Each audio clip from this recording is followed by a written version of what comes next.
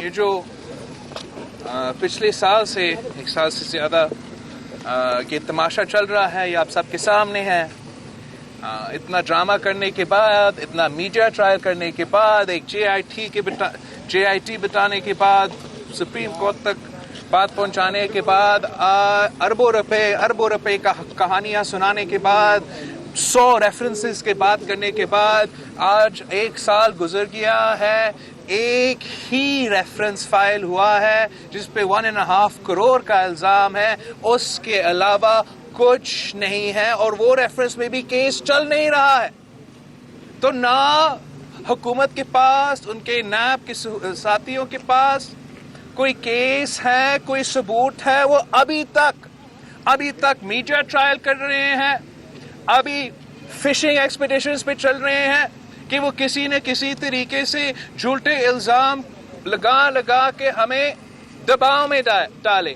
مگر صدر زرداری نے پہلے بھی 11.5 سال وداؤٹ اینی کنوکشن جیل میں گزارا ہے. تو اب بھی یہ ان کا ظلم سہنے کے لیے تیار ہے، ان کا دباؤ برداشت کرنے کے لیے تیار ہے. مگر جیسے پہلے بھی صدر زرداری نے نہ اپنے اصولوں پہ، نہ اپنا نظریہ پہ سمجھوتا کیا، وہ آج بھی اپنے اصولوں پہ اور نظریہ پہ سمجھوتا نہیں کریں گے. اور پاکستان پیپلز پارٹی اپنی جمہوری جدوجہد جاری رکھے گی.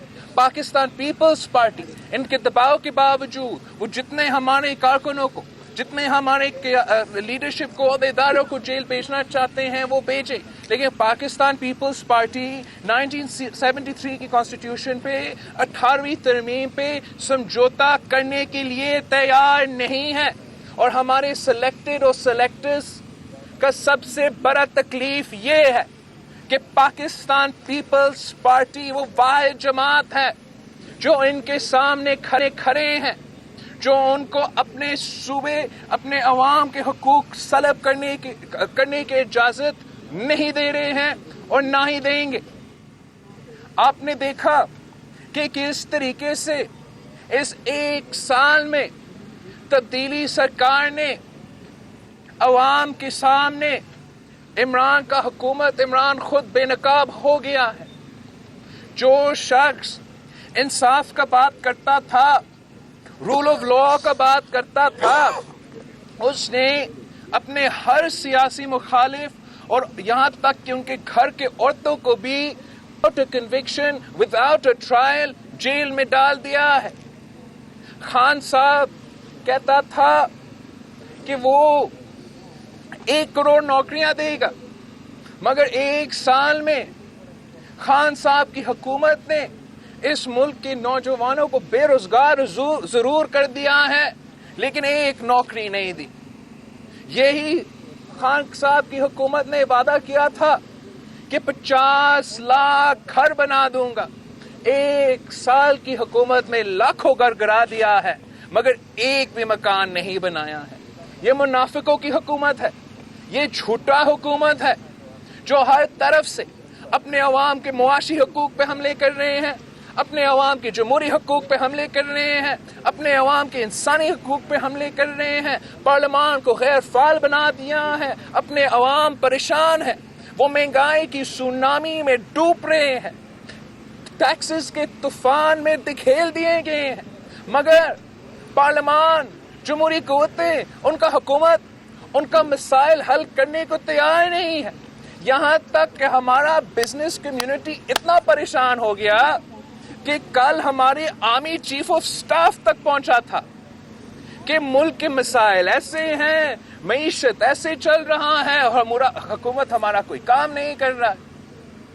نہ میں سمجھتا ہوں یہ بہت انشاءاللہ ان کے مسئلے حل ہوں گے، لیکن یہ بہت برا پریسیڈنٹ ہے.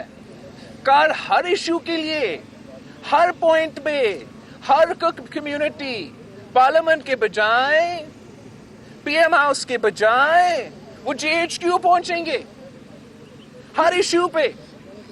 آج بزنس ایشو پہ پہنچے ہیں، کل آئیں گے وہ کہیں گے کہ کراچی میں کچرا ہے، دوسرے لوگ آ کے کہیں گے ہمارا پانی نہیں ہے. اب اتنا بوجھ تو ہم نہیں ڈال سکتے ہیں اپنے اداروں پہ. ہر ادارہ کا اپنا کام کرنا پڑے گا. ہمارا جو دفاع کا ادارے ہیں، جو ہمارے انٹیلیجنس کا ادارے ہیں، وہ ہمارے ملک کے جو خلاف سازشیں پکا رہے ہیں، جو ہمارے ملک کے خلاف کام کر رہے ہیں، ان کا ذمہ داری ہوتا ہے کہ ان کا مقابلہ کرے. اگر خان صاحب ان کو الیکشن سنبھالنا کی بھی ذمہ داری سونپے گا، کو معیشت سنبھالنا کی ذمہ داری سونپے گا، کو فورن پالیسی کا ذمہ داری سونپے گا، تو ہمارا بارڈرز کا دفاع کرنا، دہشت گردی کا مقابلہ ان کا سب سے ضروری کام ہے. تو بہت ضروری ہے کہ ہر ادارہ اپنا ڈومین میں رہیں، ہر ادارہ اپنا ہی کام کرے تاکہ ہم عوام کا مسائل حل کر سکیں. افسوس کے ساتھ کہنا پڑتا ہے کہ خان صاحب نے خود پارلیمان کو انڈرمائن کیا ہے. خان صاحب نے خود پارلیمان کو روکا ہے کوئی کام کرنے سے. خان صاحب کا جو طریقہ کار ہے، جہاں پارلیمان میں عوام کے مسائل کا بات نہیں ہوتے، جہاں پارلیمان میں عوام کا مسائل حل نہیں ہوتے، جہاں عوام کے نمائندے کا پروڈکشن آرڈرز نہیں نکلتے ہیں، اس پارلیمان کو اگر آپ فعال نہیں بنائیں گے تو اس طریقے سے عوام کا جمہوری قوتوں کو بھی آپ فورس کریں گے کہ ہم پارلیمان کے بجائے سڑکوں کی طرف دیکھیں. جمہوری قوتوں کو بھی آپ مجبور کریں گے. اگر عوام کے مسائل ہم پارلیمان سے جمہوری طریقے سے حل نہیں کر سکتے ہیں تو پھر ہم بھی مجبور ہو جاتے ہیں کہ ہم سڑکوں پہ نکلے. یہی بات میں نے کل مولانا فضل الرحمان صاحب سے کیا تھا.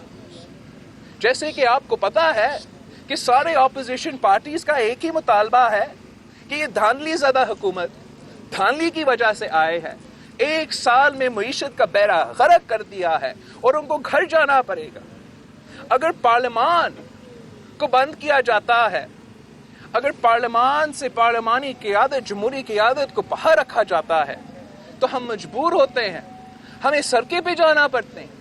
تو مولانا فضل الرحمان صاحب نے کل 27 اکتوبر کا یوم سیاہ کا دن اعلان کیا ہے، اور اس دن سے مولانا فضل الرحمان کا جو آزادی مارچ ہے، جو دھرنا میں اسلام آباد میں اینڈ ہوگا، وہ شروع ہو جائے گا. پاکستان پیپلز پارٹی نے بھی اپنے پارٹی کا اجلاس بلایا ہے تاکہ ہم اپنا پارٹی سے مشورہ کریں کہ ہم کیسے کس حد تک مولانا کا مدد کر سکیں، ہم کیسے کس حد تک مولانا کے ساتھ پارٹیسپیٹ کر سکیں. ان کے جو احتجاج ہے، اس سے پہلے پاکستان پیپلز پارٹی نے بھی طے کیا ہے کہ اپنا احتجاج تو جاری رہے گا. پاکستان پیپلز پارٹی کا جو تھرپارکر کا کشمور کے شکارپور کے جلسے کے پلانز تھے اکتوبر کی اینڈ تک، وہ آن ٹریک ہے.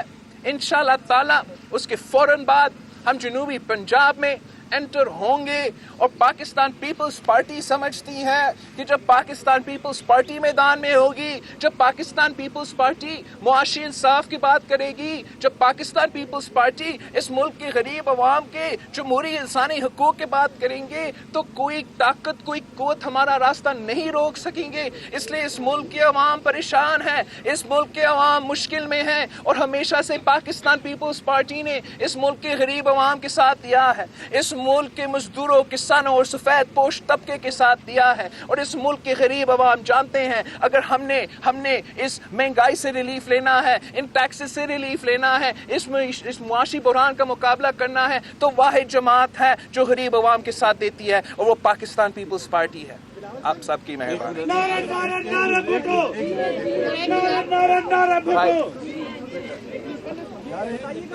مولانا صاحب نے بنیادی جو اصول تھا کہ مشترکہ فیصلہ ہوگا اپوزیشن کا، کسی نے اس سے ناراض کیا ہے، پھر بھی آپ ان کی سپورٹ کرنے جا رہے ہیں. پاکستان پیپلز پارٹی اور نون لیگ کی یہ خواہش تھا کہ اگر ہم مل کے اپوزیشن کا ایک جوائنٹ جلسہ، جلوس، احتجاج کا پروگرام دے دے، اس کا اپنا فائدہ ہوگا.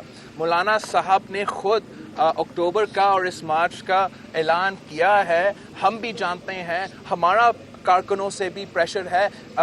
لوگ تنگ آ چکے ہیں, وہ انتظار کرنے کے لیے تیار ہے. جب بھی میں اپنے علاقہ میں گھومتا ہوں, جب میں اپنا کارکن سے ملتا ہوں, وہ پہلے سوال پوچھتے ہیں مجھ سے کہ اب کب ہمیں ہمارا جان کب چھڑائے اس حکومت سے, اس ظالم سے جو عذاب بنا ہوا ہے پاکستان میں. تو بالکل مولانا فضل الرحمان نے ابھی اپنے احتجاج کا اعلان کیا ہے. ہم نے اس سے پہلے اپنے احتجاج کا بھی اعلان کیا تھا.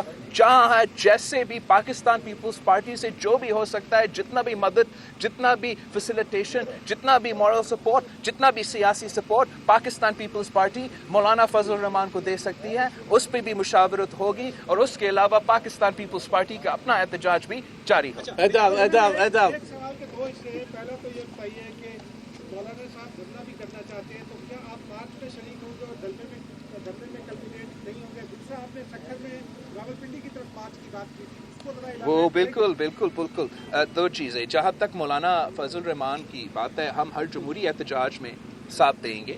پاکستان پیپلز پارٹی کا اپنا ریزرویشنز ہے جہاں تک دھرنا کا ایشو ہے. اس پہ میرا پارٹی کے اندر ڈبیٹ ہوگا کہ کیا پاکستان پیپلز پارٹی دھرنا کے ساتھ دے سکتے ہیں یا نہیں. میں سمجھتا ہوں کہ ہم تو ہمیشہ جمہوریت کے ساتھ دیں گے. ہم کسی بھی سچویشن میں ایسے قدم نہیں اٹھائیں گے جو ہم سمجھتے ہیں جمہوریت سے نقصان ہو.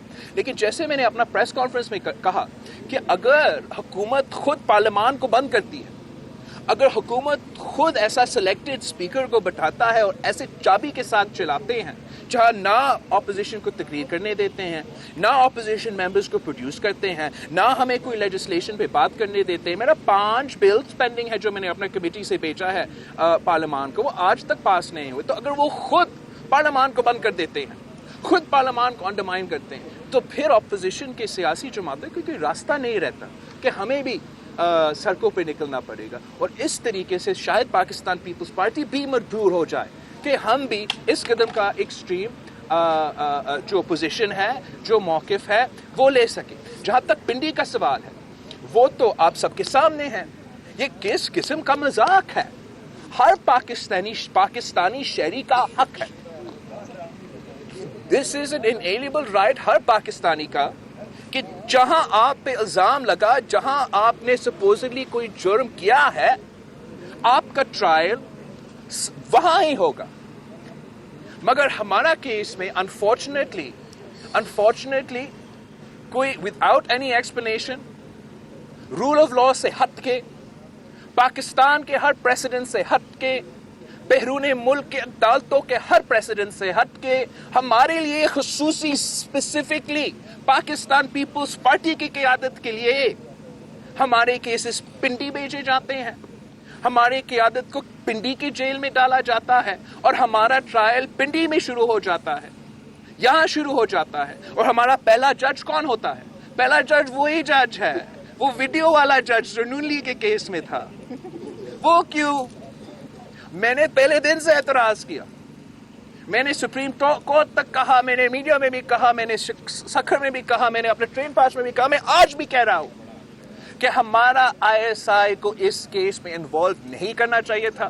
یہ عدالت نے ایک بڑا غلط فیصلہ لیا کہ آپ ایک انٹیلیجنس ادارہ کو اس قسم کے کام میں ڈالے جس سے وہ خود متنازع ہو, جس سے یہ رپورٹ بھی متنازع ہو جائے, اور ان کو اپنا ڈومین سے باہر کھینچا جاتا ہے. اور پھر جب آپ سندھ کے قیادت, ہمارا تیسری نسل کو پنڈی میں گھسیٹتے ہو, ہم مجبور ہو جاتے ہیں اس سوال پوچھنے پہ کہ پنڈی میں ایسا کیا ہے, پنڈی میں ایسا کیا ہے کہ شہید ذوالفقار علی بھٹو کا پھانسی ہو تو یہاں پنڈی میں ہو, شہید محترمہ بینظیر بھٹو کا شہادت ہو تو یہاں پنڈی میں ہو, اور ہمارا جعلی جھوٹا سیاسی ٹرائل ہو تو وہ بھی پنڈی میں ہو. یہ سوال پوچھنا ہمارا حق ہے. بلاول صاحب, جیسا کہ آپ نے کہا کہ خواتین کو بھی موقع دے دے بھائی. بلاول صاحب, یہ سوال ہے, آج آپ نے غیر رسمی گفتگو میں کہا کہ اگر مولانا کسی کے اشارے پر ہوئے تو چیئرمین پاکستان پیپلز پارٹی بلاول بھٹو پاکستان پیپلز پارٹی کے رہنماؤں کے ہمراہ میڈیا سے گفتگو کر رہے ہیں.